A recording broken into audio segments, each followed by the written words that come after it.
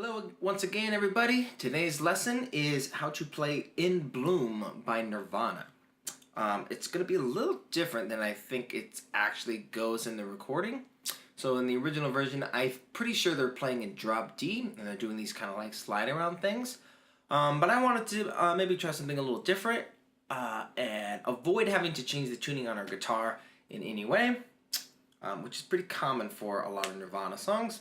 So hopefully this will give you a chance to play something and play along with the recording without needing to, change the tuning on our guitar at all. Okay, so I'm in standard tuning right now, E, A, D, G, B, E.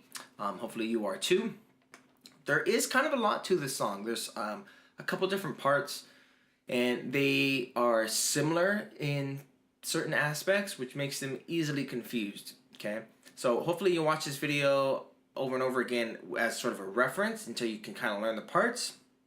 And once you do, it's really just a matter of connecting each section or each part from one to the next to build out the whole song. Okay, so let's start with the intro part. Okay, so we're in the key of B flat, and everything here is just going to be sort of power chord version, which is sort of true to the grunge style of Nirvana. Okay, but you could like flush out like full chords and stuff if you wanted. There's kind of a lot of cool stuff you could do with this, really, if you wanted to expand upon it and make it your own. I'm just going to show you my sort of quick, easy way to do it with power chords, so you can play along with others or with the recording. Okay, so the intro is going to begin on a B flat 5. Okay. Then we're going to slide down to G5, 3rd fret. Okay, so we're going to go from 6, our first finger on 6, to 3. Okay, and then we go, then we go to F, which is the 1st fret, up to the 4th fret, which is G sharp. Okay, very unusual. It's an interesting chord progression. It's kind of what makes the song sound so cool. It's that total Nirvana style where you never really see the next chord coming. Somehow, Kurt Cobain just has that magic to the choice of chords that he uses. It's almost kind of random in nature, or you wouldn't expect it. So that's kind of what makes it difficult to remember these chord progressions, is they're unusual. They're not like other songs. They don't just fit into the scale like you would expect it to. But that's also kind of what makes it awesome. Okay, so to recap, the intro is 6, 3, 1, 4, or B flat, G, F, G sharp. Or I guess we should stick with all flats. We don't like to mix flats and sharps typically. So for in B flat, then it would be B flat, G, F, A flat. Okay, that way instead of G sharp, it's A flat. That way we're using all flats. B flat, G, F, A flat, 6, 3, 1, 4. Okay, you might want to, if you're playing along in the band, give the drummer that chance to do that little kind of in between the G and the F there.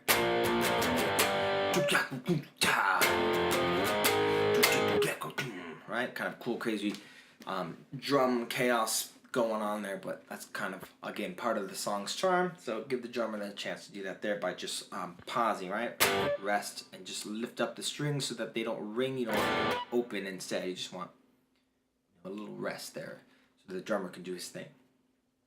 Okay, I'm gonna skip the verse for a minute and come back to that and work on the chorus instead, because it's very similar to the intro and I want to be able to compare them side by side. So we got the intro, B flat, G, F, and A flat. Okay, same chords in the chorus, but sort of a different rhythm, different order. Okay, so instead of just going right from one chord to the next, we're going to do that for the first 2 chords, the B flat and the G, 4 times before we go to the F and the A flat. Okay, so the chorus is B flat, G, B flat, G, B flat, G, B flat, G, then F, A flat, F, A flat, and then on to the next part after that. Okay, so I think some choruses are a little longer than others in the sense that it does the F and the B flat either twice or 4 times. You kind of just have to pay attention to which chorus you're on in the song, whether it's the first chorus, second, or third, because I don't think they're all the same length. Okay, I could be wrong about that. So just make sure you're using good judgment and you're using your ears and you're listening and you're following along. Okay, but that is the chord progression. Those are the parts. Okay, so the intro is B flat, G, F, A flat, B flat, G, F, A flat. The chorus is B flat, G, D flat, G, D flat, G, one more, B flat, G, then F, A flat, F, A flat. Okay, and I think it's only 2, but it might be 4 on the F and A flat part. Okay, but it's definitely 4 on the B flat to G part. Okay, now for the verse, which is sort of out of left field as far as the chord progression goes. And again, I think they're in drop D originally, and he's doing this kind of sliding around thing. Boo doo doo doo doo, bow ma da da dum. You know, it's kind of exaggerated, but you get the idea. So we're not really gonna do that version here. I just want to stick to a simple power chord sort of version. Okay, so we're just gotta learn the root notes and applying power chords to the root notes. Okay, classic. Okay, so it also begins on B flat. Okay, but then it goes down to F sharp, or G flat, I should say. All right, which is a chord that we haven't used yet. Okay, but we've used F, F sharp or G flat, G and G sharp or A flat. Right? So all 4 of those are in the song at some point. So you just gotta really pay attention to which section of the song you're on. Okay, so B flat, G flat, E flat, B natural, A natural, back to B flat. Okay, weird chord progression. I don't totally get it, why that sounds cool or why that even works. It sort of breaks all the rules, but that's why I like it.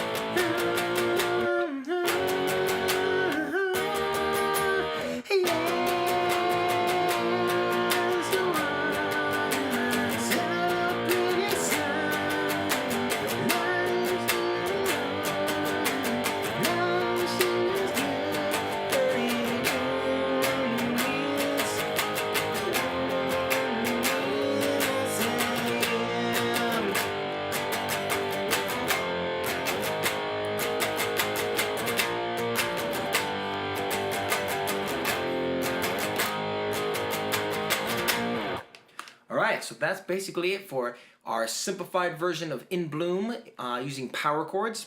Of course, that's by the amazing Nirvana. Okay, so those are all the sections, okay, but what that isn't is necessarily the correct order, okay? But you got all the different parts, so it's up to you now to go and listen to the song and play along with the recording, play along with other musicians, and memorize the arrangement or the order of those parts, or just get a sense for feeling them out, right? They all kind of easily connect from one to the next in sort of an obvious, predictable way. So just go through it little by little and make notes and play through the recording a lot, okay? So the whole point of this version is that you can play through with the recording without having to change the tuning on your guitar. It should be really easy to just pick it up, the guitar's already in tune, and just start jamming along to the record, and that's how you're going to get the arrangement and stuff down, okay? As always, feel free to shoot me a message or drop me a line if you have any questions. I'm always happy to help. Okay, hope you enjoyed that one. Hope you found that insightful and helpful. If you did, let me know. I want to hear about it, okay? All right, enjoy, and I'll see you in the next one. Thanks.